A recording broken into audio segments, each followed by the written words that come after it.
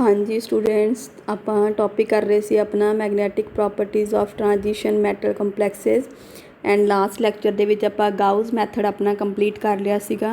ਤਾਂ ਅੱਜ ਆਪਾਂ ਜਿਹੜਾ ਹੈਗਾ ਉਹ ਫੈਰਾਡੇ मैथड कंप्लीट करांगे। ठीक है, ਤਾਂ ਚਲੋ ਆਪਾਂ ਫੈਰਾਡੇ मैथड स्टार्ट कर। ਤਾਂ ਫੈਰਾਡੇ मैथड ਦੇ ਨਾਲ ਵੀ ਰਾਜੇ ਆਪਾਂ ਸਸਪੈਕਟੇਬਿਲਿਟੀ ਦੀ ਵੈਲਿਊ ਜਿਹੜੀ ਹੈਗੀ ਉਹ ਫਾਈਂਡ ਆਊਟ ਕਰ ਸਕਦੇ ਹੈਗੇ ਹਾਂ। ਰਾਜੇ ਆਪਾਂ ਮੇਨ ਫੀਚਰਸ ਦੇਖੀਏ ਆਪਣੇ, ਤਾਂ ਇਹਦੇ ਵਿੱਚ ਕੀ ਹੈ ਕਿ ਇਹ ਆਪਾਂ ਨੂੰ ਡਾਇਰੈਕਟਲੀ ਜਿਹੜੀ ਸਪੈਸੀਫਿਕ ਸਸਪੈਕਟੇਬਿਲਿਟੀ ਦੀ ਵੈਲਿਊ ਹੈ ਡਾਇਰੈਕਟਲੀ ਗਿਵ ਦਿੰਦਾ ਹੈਗਾ। ਠੀਕ ਹੈ, ਸੈਕਿੰਡ ਇਹਦੇ ਵਿੱਚ ਆਪਣੇ ਕੋਲ ਪੁਆਇੰਟ ਆ ਜਾਂਦਾ ਹੈਗਾ ਕਿ ਆਪਾਂ ਨੂੰ ਬਹੁਤ ਹੀ ਸਮੋਲ ਅਮਾਊਂਟ ਯੂਜ਼ ਕਰਨੀ ਪੈਂਦੀ ਹੈਗੀ ਹੈ ਸੈਂਪਲ ਦੀ।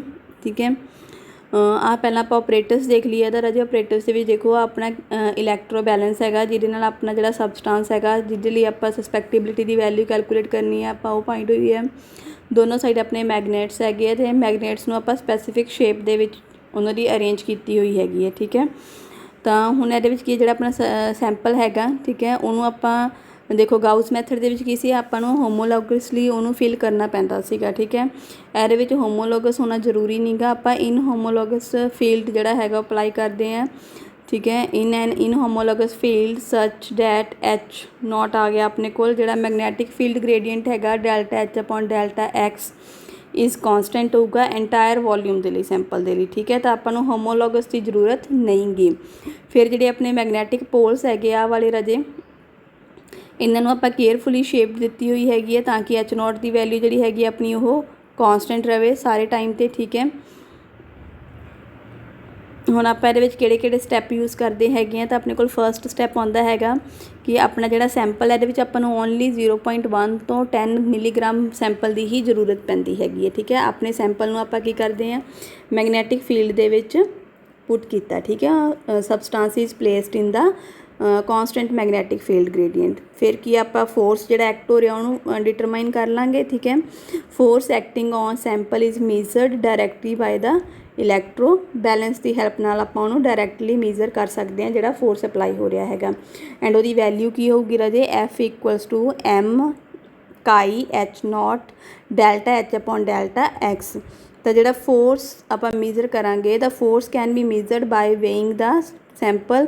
ਠੀਕ ਹੈ, ਬੋਥ ਕਿਵੇਂ ਕਿ ਆਪਾਂ ਉਹਨੂੰ ਮੈਗਨੈਟਿਕ ਫੀਲਡ ਦੇ ਵਿੱਚ ਅਪਲਾਈ ਕਰੀਏ ਉਸ ਟਾਈਮ 'ਤੇ ਕੀ ਵੇਟ ਆਪਣੇ ਸੈਂਪਲ ਦਾ, ਅਤੇ ਜਦੋਂ ਮੈਗਨੈਟਿਕ ਫੀਲਡ ਦੇ ਵਿੱਚ ਨਹੀਂ ਸੀਗਾ, ਆਊਟ ਸੀਗਾ ਮੈਗਨੈਟਿਕ ਫੀਲਡ ਤੋਂ, ਉਸ ਟਾਈਮ 'ਤੇ ਉਹਦਾ ਕੀ ਵੇਟ ਸੀਗਾ। ਠੀਕ ਹੈ, ਦੋਵਾਂ ਦਾ ਜਿਹੜਾ ਆਪਾਂ ਡਿਫਰੈਂਸ ਲਵਾਂਗੇ ਉਹਦੀ ਜਿਹੜੀ ਵੈਲਿਊ ਹੋਊਗੀ ਉਹ ਐਫ ਦੇ ਇਕੁਅਲ ਹੋਊਗੀ। ਠੀਕ ਹੈ, ਤਾਂ ਉਸ ਤੋਂ ਬਾਅਦ ਫਿਰ ਹੁਣ ਆਪਣੇ ਕੋਲ ਹੈ ਪ੍ਰੈਕਟੀਕਲੀ ਆਪਾਂ ਕੀ ਹੈਗਾ ਫੋਰਸ ਨੂੰ ਡਿਟਰਮਾਈਨ ਕਰਨ ਦੇ ਲਈ ਆਪਾਂ ਨੂੰ ਨੋਨ ਸਸਪੈਕਟੇਬਿਲਿਟੀ ਦਾ ਸਬਸਟਾਂਸ ਹੋਣਾ ਜ਼ਰੂਰੀ ਹੈ। ਐਂਡ ਇਹਦੇ ਵਿੱਚ ਵੀ ਆਪਣਾ ਜਿਹੜਾ ਨੋਨ ਸਸਪੈਕਟੇਬਿਲਿਟੀ ਦਾ ਸਬਸਟਾਂਸ ਹੈਗਾ ਆਪਾਂ ਕਿਹੜਾ ਯੂਜ਼ ਕਰਦੇ ਹਾਂ, ਮਰਕਰੀ ਟੈਟਰਾਥਾਇਓਸਾਈਨੇਟੋ ਕੋਬਾਲਟੇਟ ਹੀ ਯੂਜ਼ ਕਰਦੇ ਹੈਗੇ ਆ।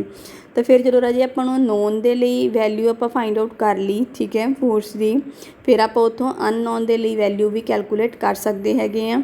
ਆਪਣੇ ਕੋਲ ਇਕੁਏਸ਼ਨ ਦੇਖੋ, if the same magnetic field, ਜੇ ਆਪਾਂ ਸੇਮ ਮੈਗਨੈਟਿਕ ਫੀਲਡ 'ਤੇ ਗ੍ਰੇਡੀਐਂਟ ਯੂਜ਼ ਕਰਦੇ ਹੈਗੇ ਆ ਤਾਂ ਇਟ ਮੀਨਸ ਕਿ ਆਪਣੀ ਜਿਹੜੀ ਆਹ ਵਾਲੀ ਵੈਲਿਊ ਹੈਗੀ ਹੈ ਦੋਨੋਂ ਕੇਸਿਸ ਦੇ ਵਿੱਚ, ਦੇਖੋ ਰਾਜੇ ਜਦੋਂ ਆਪਾਂ ਸੇਮ ਫੀਲਡ ਯੂਜ਼ ਕਰਾਂਗੇ ਤਾਂ ਐਚ ਨੋਟ ਵੀ ਆਪਣਾ ਕੌਂਸਟੈਂਟ ਹੋ ਜਾਊਗਾ and del H upon del x ਵੀ ਆਪਣਾ ਕੌਂਸਟੈਂਟ ਹੋ ਜਾਊਗਾ। ਤਾਂ ਆਹ ਵੈਲਿਊਜ਼ ਤਾਂ ਕੌਂਸਟੈਂਟ ਹੋ ਗਈਆਂ। ਜਦੋਂ ਆਪਾਂ ਸੇਮ ਮੈਗਨੈਟਿਕ ਫੀਲਡ ਦੇ ਵਿੱਚ ਪਹਿਲਾਂ ਆਪਾਂ ਕੋਬਾਲਟ ਵਾਲਾ ਯੂਜ਼ ਕਰ ਲਾਂਗੇ, ਆਪਣਾ ਜਿਹੜਾ ਸਟੈਂਡਰਡ ਸਬਸਟਾਂਸ ਹੈ ਉਹਨੂੰ ਪੁੱਟ ਕਰਕੇ ਉਹਦੇ ਲਈ ਐਫ ਦੀ ਵੈਲਿਊ ਕੈਲਕੂਲੇਟ ਕਰ ਲਾਂਗੇ। ਫਿਰ ਆਪਾਂ ਅਨਨੋਨ ਨੂੰ ਪੁੱਟ ਕਰਕੇ ਉਹਦੇ ਲਈ ਐਫ ਦੀ ਵੈਲਿਊ ਜਿਹੜੀ ਹੈਗੀ ਉਹ ਕੈਲਕੂਲੇਟ ਕਰ ਲਾਂਗੇ। ਤਾਂ ਆਹ ਵੈਲਿਊਜ਼ ਤਾਂ ਹੋ ਗਈਆਂ ਆਪਣੀਆਂ ਸੇਮ। ਠੀਕ ਹੈ, ਤਾਂ ਫਿਰ ਆਪਣੇ ਕੋਲ ਬਚਦੀਆਂ ਕਿਹੜੀਆਂ ਵੈਲਿਊਜ਼ ਹੈਗੀਆਂ ਰਾਜੇ, ਆਪਣੇ ਕੋਲ ਬਚਦੀਆਂ ਹੈਗੀਆਂ ਵੈਲਿਊਜ਼ ਆ ਦੇਖੋ ਆਪਣੇ ਕੋਲ ਕੀ ਸੀ, F equals to M chi, ਠੀਕ ਹੈ, H naught del H upon del X.